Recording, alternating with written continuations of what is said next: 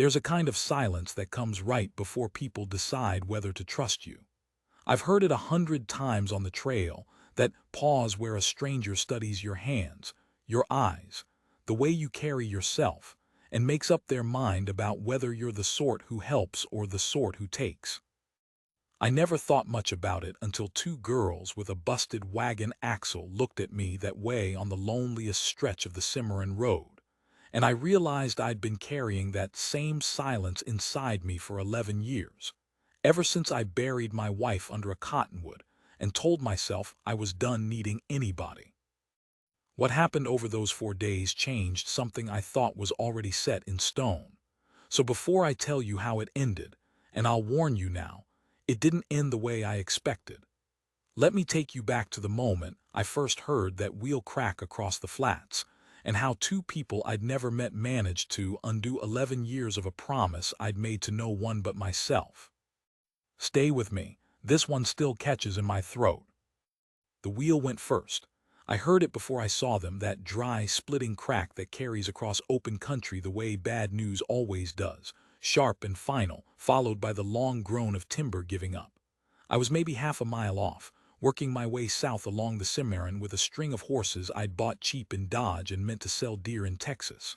I'm not a generous man by nature. I want that understood from the start.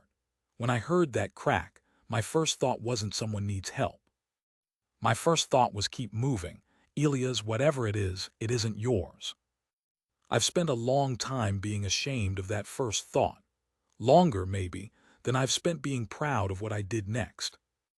The land out there is the kind that makes you feel watched by nothing. Flat and pale gold, the grass burned down to stubble by August, the sky so wide it presses on the back of your neck. Heat shimmered off the hardpan in sheets. I rode toward the sound because my horse was already drifting that way and I was too tired to correct him. And that's the honest truth of how it started, not courage, just a tired man and a curious animal. Then I saw the wagon, tipped hard onto its left side. One rear wheel shattered into spokes and splinters. The axle snapped clean through and dug into the dirt like a broken bone poking through skin. And I saw the two of them. The older one was on her knees in the dust, both hands under the wagon bed, trying to lift the whole cursed weight of it by herself. Her hat had come off. Her hair was dark and stuck to her face with sweat, and she was grunting with an effort so total, so past all reason, that I knew before I got close she'd been at it a while. The younger one, couldn't have been more than 14, stood frozen a few feet back, arms wrapped around herself, staring at something under the wagon I couldn't yet see.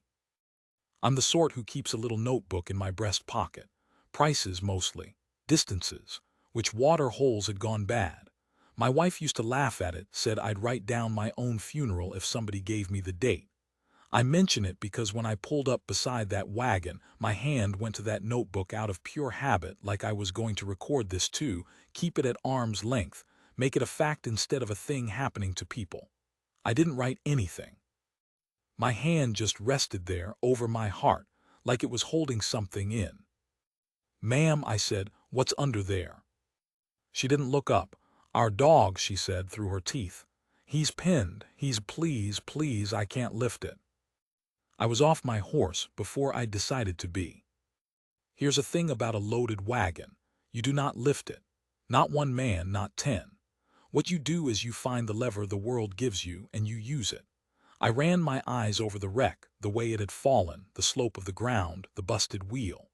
There was a fair-sized rock 40 feet off, gray and half-buried, and a length of fence rail lashed to the wagon's side for exactly the kind of emergency nobody ever thinks will come. "Get the rail," I told the older girl. "The long one on the side there, cut it loose." She stared at me. Up close she was older than I'd first thought, early 20s maybe, with a hard set to her jaw and eyes the color of creek water in shadow. There was a moment where I watched her decide whether to trust me. That silence I told you about. It stretched. The younger girl was making a small sound now, a thin high whimper, and from under the wagon came an answering sound, a whine, weak, the kind an animal makes when it's using up the last of what it has. "Cut it loose," I said again, softer. "I'm going to lever the bed up. You're going to pull him out the second there's room. You understand, the second, you won't get two chances. She moved. I've thought a lot about that moment since, the moment she chose to believe me. She had no reason to. I was a stranger with a hard face, and a string of horses and 11 years of not caring built up behind my eyes like sediment. But she looked at my hands, and something in them must have said this one knows what he's doing, because she took her knife to the lashings and had that fence rail free in under a minute. And then we were both moving fast in the terrible economy of an emergency, where nobody talks except to say the next necessary thing. I dragged the rock into place, set the rail across it, jammed the far end under the wagon's frame low near the broken axle where I could get purchase. Then I put everything I had onto the near end, my whole weight, my back, my legs, all of it, and I felt the wagon shift, felt it rise an inch, then two, the rock biting into the rail bowing like it might snap and take my head off with it. Now I roared. The older girl went down on her belly in the dirt and reached into that gap and pulled, and the younger one dropped beside her and grabbed a fistful of fur. And together, they hauled a big yellow dog out from under 200 pounds of splintered wagon just as my arms began to fail, and the whole thing came back down with a crash that shook dust into the air like smoke. For a second nobody moved. We were all just breathing. The dog lay in the older girl's lap. His back leg was wrong, bent where it shouldn't bend, and his ribs heaved, and his tongue lolled out gray-pink in the dust, but he was alive. He turned his head and licked the younger girl's wrist, one weak swipe, and she made a sound I won't forget, half sob and half laugh, and pressed her face into his neck. I sat down hard in the dirt. My hands were shaking. I looked at them like they belonged to somebody else. "His name's Buck," the older girl said. She wasn't looking at me. She was looking at the dog, stroking his head with a gentleness that seemed impossible in the same hands that had been trying to lift a wagon by main force a minute earlier. "He was our father's. He's about all we got left of him." I didn't ask about the father. Out here you learn not to. But the word left did a lot of work in that sentence, and I heard all of it. "That leg's broke," I said. "Not the ribs, I don't think. He'll mend if it's set right and he's kept still, which he won't be. A dog like that never stays still. You got far to go." The older girl finally looked at me, that Creekwater gaze. 60 miles, she said. "Homestead near the Beaver. Our uncle's got a place there, had a place. He passed in the spring and left it to my sister and me, and she stopped. Something crossed her face. "We're going to work it, the two of us." I looked at the wagon. Broken axle, shattered wheel, half their supplies spilled across the dirt where it had tipped. I looked at the two of them, a young woman and a girl and a busted dog, and 60 miles of the meanest, driest country God ever forgot to finish. And I did the arithmetic every trail man does without meaning to, the cruel arithmetic of who lives, and I did not like the answer it gave me. "You can't fix that axle out here," I said. "Not with what you're carrying." "We'll fix it," she said, flat, certain. The stubbornness in it was so complete it was almost funny. "We fixed the wheel bearing outside Dodge. We fixed the tongue when it cracked. We'll fix this." And I believed she believed it. That was the thing. This was a woman who had been told, probably her whole life, all the things she couldn't do, and had made a private religion out of doing them anyway. I could see it in the set of her shoulders. I could see it in the way the younger girl watched her, not with worry, but with a total, bone-deep faith, the way you look at the one person who's never once let the world win. Her name, I'd learned, was Nell. The girl was Sarah. And I'll tell you the truth, I meant to help them fix the axle and ride on. That was the whole of my intention.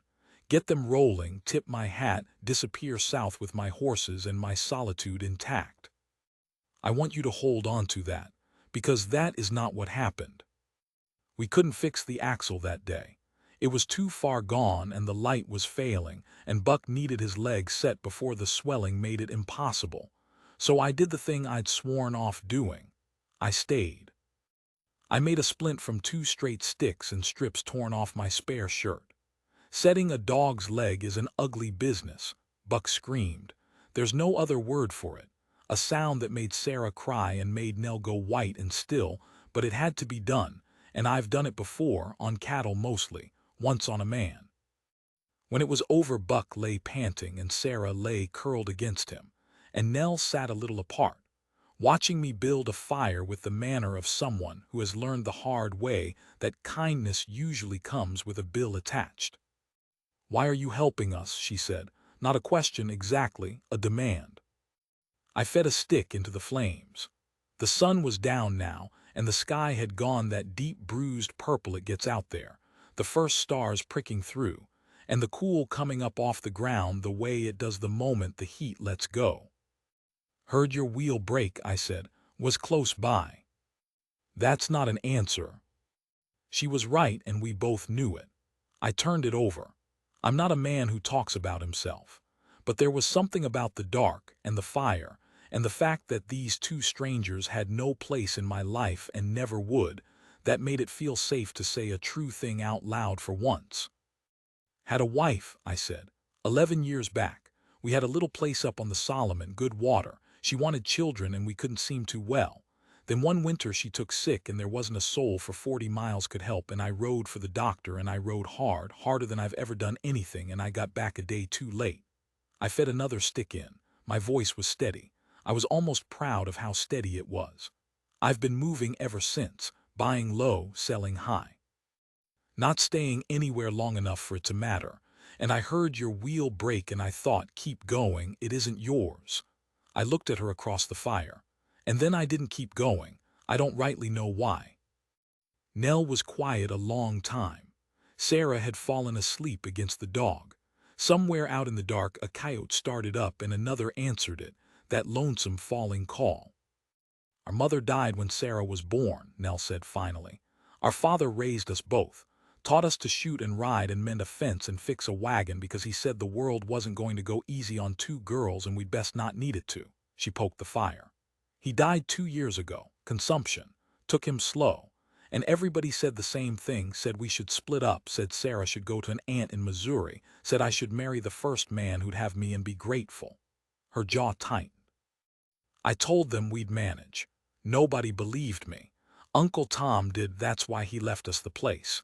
He was the only one who ever thought 2 women could do a thing worth doing on their own." I understood then why she'd been trying to lift that wagon alone. It wasn't just the dog. It was 11 years of you can't she was pushing back against, one impossible weight at a time.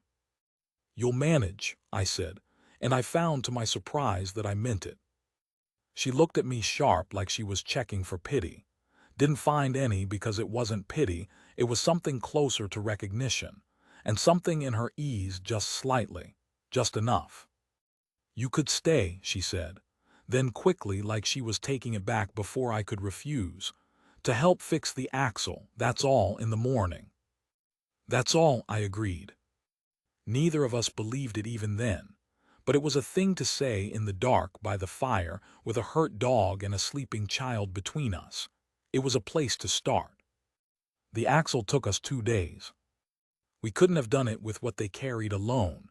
She was wrong about that, and I think she knew it, though she'd have died before saying so.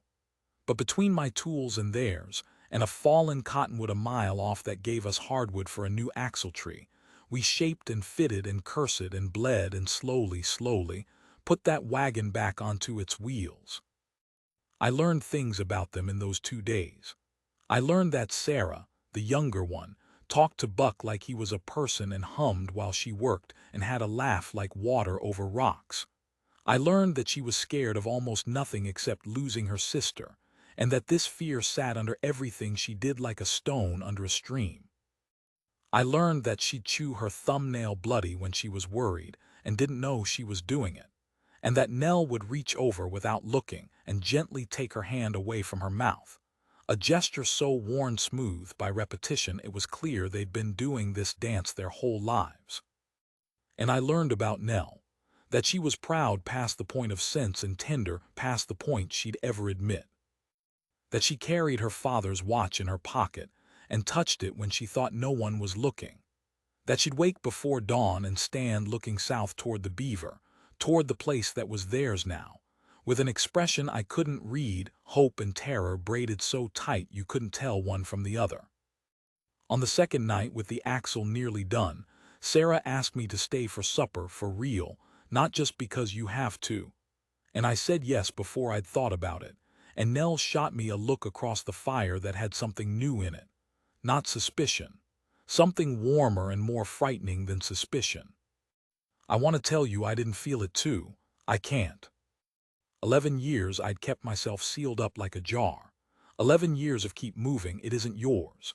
And here were two people who'd needed me and let me help, and somewhere in the shaping of that axle and the setting of that dog's leg and the sound of Sarah humming and the sight of Nell touching her father's watch in the dark, the seal had come loose without my permission. I felt things I'd told myself I was done feeling. I felt useful. I felt, and this is the word that scared me, I felt found. The axle was done by noon on the third day. That was when I meant to leave. The wagon rolled. The dog was mending. My job, the job I'd never meant to take, was finished. I saddled my horse and gathered my string, and I told myself the thing I'd been telling myself for 11 years. It isn't yours, keep moving, and I rode up to where Nell stood by the wagon to say goodbye. She looked at me. Sarah came up beside her, Buck limping at her heel, and the two of them stood there in the noon light, and I opened my mouth to say the words. "Well," I said, "I expect you'll." "Don't," Sarah said. I stopped. "Don't say goodbye," she said. Her chin was up but her eyes were wet. "Please. We talked about it, Nell and me. She looked at her sister, and Nell, who was proud past all sense, who had spent her whole life insisting she needed no one, said nothing at all. She just looked at me, and that silence, that was an answer too. I looked south, toward Texas, toward the sale I'd make and the money I'd earn and the empty rooms I'd sleep in alone the rest of my life. And I looked at the two of them. "It isn't yours," the old voice said. "Keep moving." But I was already thinking about the 60 miles ahead of them, and the work a homestead needs, and how a busted dog and a young girl and a proud woman might fare against country that had killed better than them. I was already thinking about it the way you think about your own. I didn't leave. I told myself it was because 60 miles was a lot of hard country and it wouldn't cost me much to see them safe to the Beaver. That's what I told them, too. "I'll ride along as far as your place. Make sure that axle holds." And Nell nodded like it was a business arrangement, and Sarah grinned like Christmas, and I turned my horses north instead of south, and did not let myself think about the money I was leaving on the table in Texas. The truth is simpler, and I'm too old now to dress it up. I didn't leave because I didn't want to. For the first time in 11 years, I didn't want to be alone, and it had crept up on me so quiet I never saw it coming. Those 60 miles took us 5 days, and they were, I think, the best 5 days I'd had since my wife died. We rose with the light. Nell drove the wagon and I ranged ahead on my horse scouting water, and Sarah rode sometimes with her sister and sometimes with me, peppering me with questions. Where'd I learn to set a leg? Had I ever seen the ocean? Did I think Buck would run again, and Buck heeling in the wagon bed, thumping his tail whenever anyone looked at him? In the evenings we made camp and Nell cooked, and I mended tack and Sarah sang. And the country that had felt so empty and watching by nothing, when I rode into it, alone now, felt like a room we were all sitting in together. I noticed things. I noticed that Nell laughed more as the days went on, a real laugh, surprised out of her, like she'd forgotten she owned it. I noticed she stopped standing apart from the fire and started sitting near it. Near me, some nights. I noticed the way she'd argue with me about the route just for the pleasure of arguing, and how she'd concede a point with a little quirk of her mouth that undid me more than any smile could have.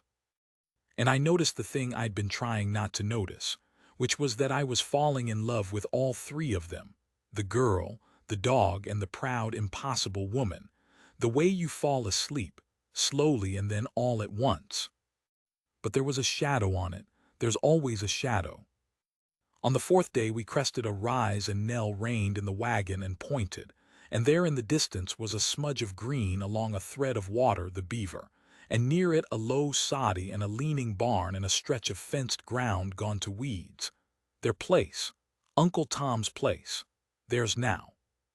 And there were men on it. 3 of them, riders, sitting their horses in the yard of the homestead like they owned it, and as we came down the rise I could see they'd made themselves comfortable, a fire going, horses in the corral that wasn't theirs, the door of the soddy standing open. Nell went very still beside me. "Squatters," she said, but it wasn't squatters, and I knew it, and I think she did too. Squatters run when the owners show. These men watched us come with the lazy confidence of men who don't expect to be moved. "Stay in the wagon," I told Sarah. "Both of you keep your hands where they can see them and let me talk." "It's our place," Nell said, low and furious. "I know it is. That's why I don't want it becoming a place where you're buried." I checked the pistol under my coat without letting them see me do it. "Let me talk first, please." She let me. That cost her something, letting me. I didn't forget it. We rode down. The 3 men stood as we came, unhurried. The one in front was big and soft-faced in a way that was somehow worse than mean, a man who'd learned that a smile could take what a fist couldn't. "Afternoon," he said. "You folks lost." "This is my late uncle's homestead," Nell said before I could speak. "Of course she did. Thomas Reedy. He left it to my sister and me. I've got the papers." The soft-faced man's smile didn't change. "Papers," he said like it was a charming thing a child had said.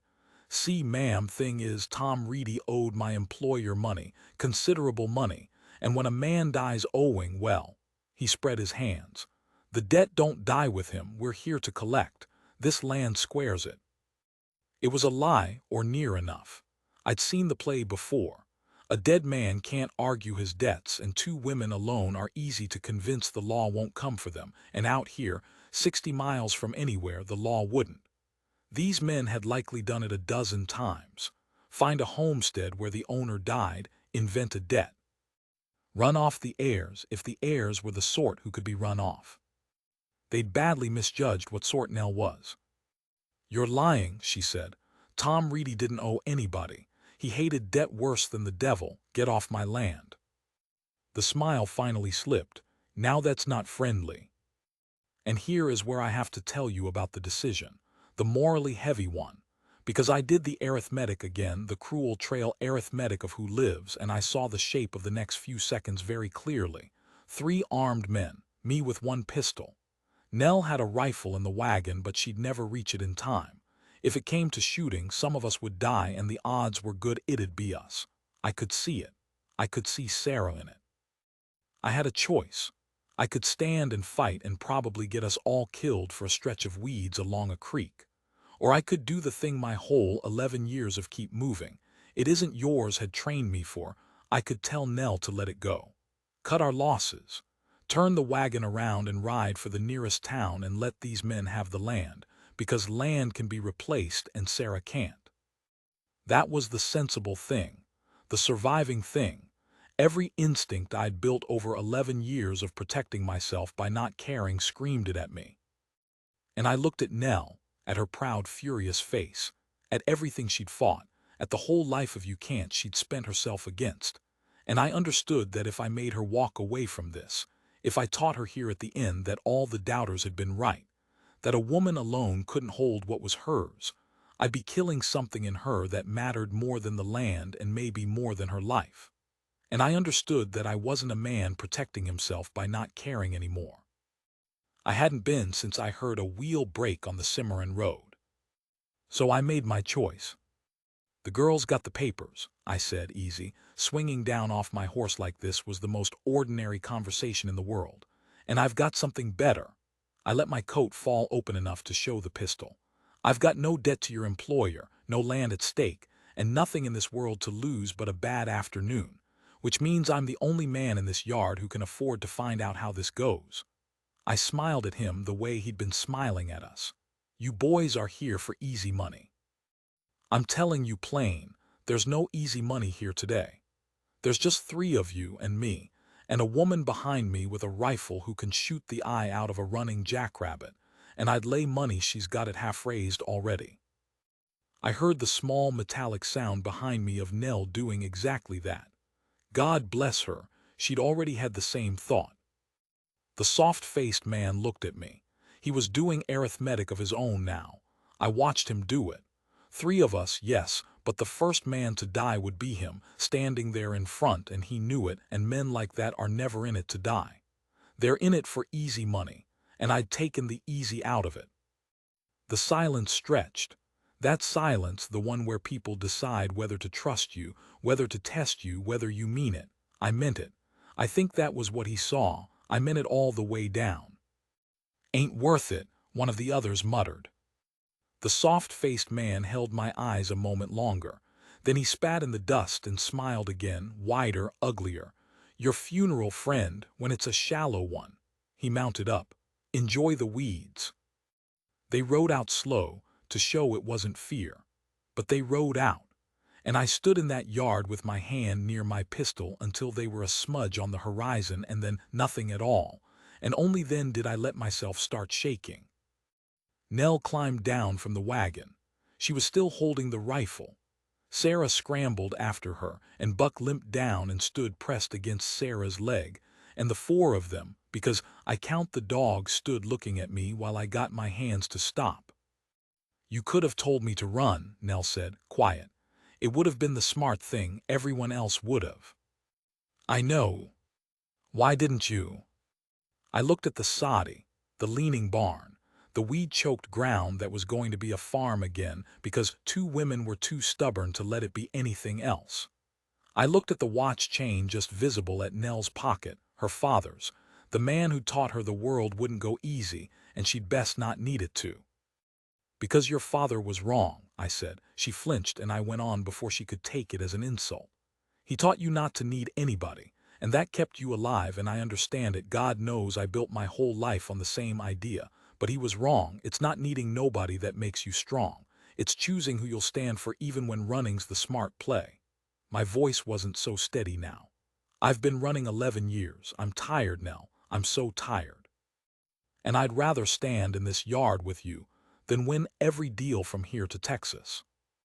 She didn't say anything, but she set the rifle down against the wagon wheel, careful, and she crossed the yard. And she stood in front of me close enough that I could see her father's stubbornness and her own softness both at war in her face.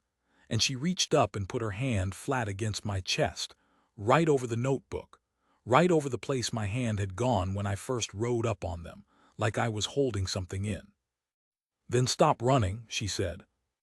Behind her, Sarah made a sound that was half a whoop and buried her face in Buck's neck, and Buck's tail went like a thrashing machine. And I found that after 11 years the seal was not just loose but gone entirely, and I wasn't sorry. I'd like to tell you it was easy after that. It wasn't. That first year on the Beaver near broke us. The soddy leaked. The well silted up and I dug it out twice. A late frost took the first garden, and a prairie fire in the fall came so close we fought it half a night with wet sacks and prayers. The 3 of us black with soot and Buck barking himself hoarse, and we saved the barn but lost the west fence and a good stretch of grass. There were nights Nell and I argued so hard I slept in the barn, and mornings I found her already out working, and neither of us said sorry because neither of us had to. We just fell back in beside each other and got on with it, the way you do with your own. The soft-faced man's employer turned out to be real.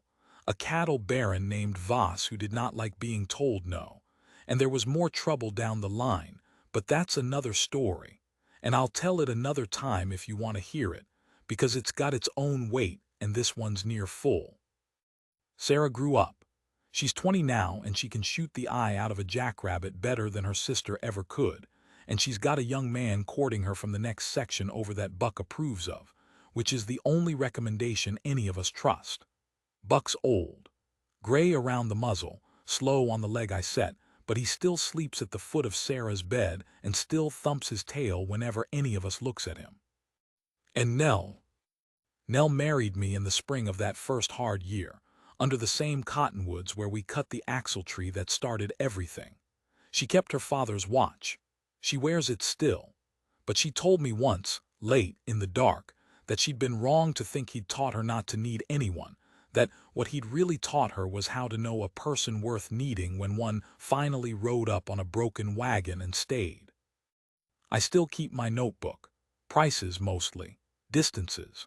But the first page has 3 names on it and a dog's, and the date I heard a wheel break on the Cimarron road and stopped, for the first time in 11 years, running. I go back to that page more than I'll admit. Some nights I sit on the porch with it while the others sleep, and I look south toward Texas and all the empty rooms I never had to sleep in, and I think about the man I was, the one who heard a wheel break and thought, keep moving. It isn't yours. I was so sure I knew what was mine and what wasn't. I've never been so glad to be wrong about anything in my